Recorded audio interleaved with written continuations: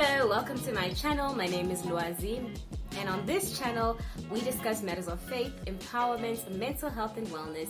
Welcome to it. I'm really excited to start a series that I actually wanted to start at the beginning of the year, but then life happened and I was go-sharing and life was very hectic, and everything that I thought I was going to do on this channel I really haven't been implementing consistently, and for that I do apologize. But I am excited to start a series of book reviews. So I've been wanting to do monthly book reviews because I've always loved to read. And I think that this really is a really important part of really developing your mind. I think reading is a great way to download new ideas, to download different mindsets. It's a way of challenging your own belief systems while also absorbing new information and increasing your knowledge about the world around you. And we're going to start with a book that I have been reading more recently that I think is actually a book filled with quite a bit of wisdom. So at the end of this review, we're going to decide if this is a book that you should drop everything and read or not. So the book we are reviewing is called The Everyday Hero Manifesto by Robin Sharma. Robin Sharma is the author of books like The 5 a.m. Club. He's also written, his first hit was The Monk That Sold His Ferrari. He is in the self-development, self-help space. He is also a coach, and he coaches executives, CEOs, high-profile people who have very busy lives. He's basically like a self-help coach. He's a self-help author. He's a public speaker. He's just a very accomplished individual. So, yeah, he's written this book specifically for people who consider themselves to be ambitious people.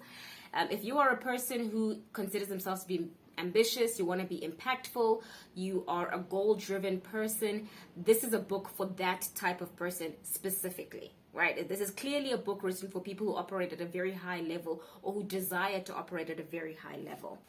So something I really like about the way that he writes is he provides a lot of practical tips and strategies on how to create a very impactful life and how to ensure that you don't get caught up in being busy without any productivity or anything to show for your busyness. And I think that that's a trap that we fall into, particularly those of us who operate in the corporate world.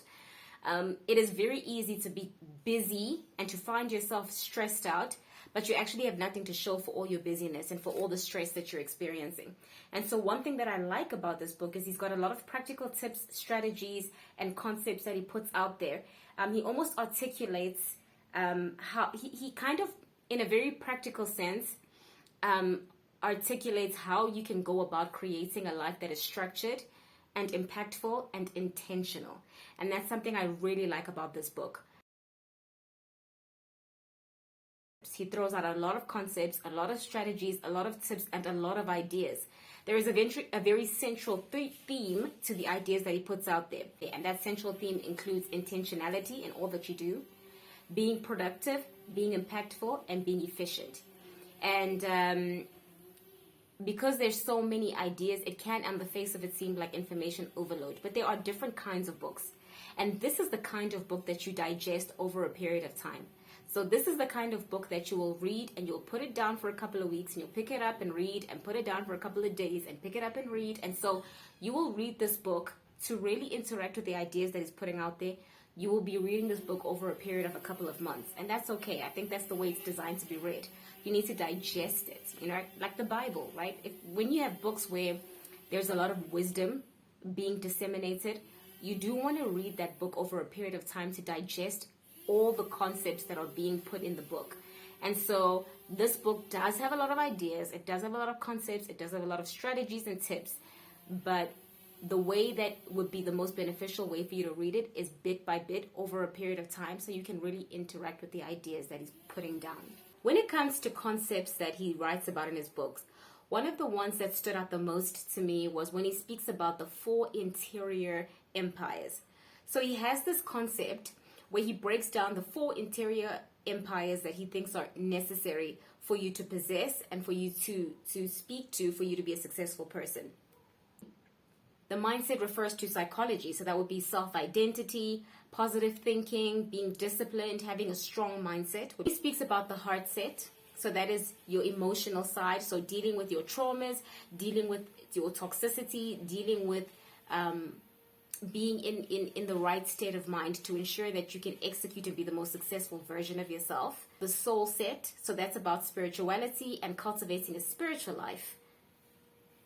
And then there is the health set, which is about physicality. And there he discusses, working out. He talks about exercising. So he exercises twice a day, which is quite hectic. I admire it, but I don't think I could do it. But he exercises in the morning and then he exercises in the evening. I had to change position because of the sun shifting around. So the concept of the 4 interior empires is not a new concept that he introduces in this book. It's something he also discusses in the 5 a.m. club.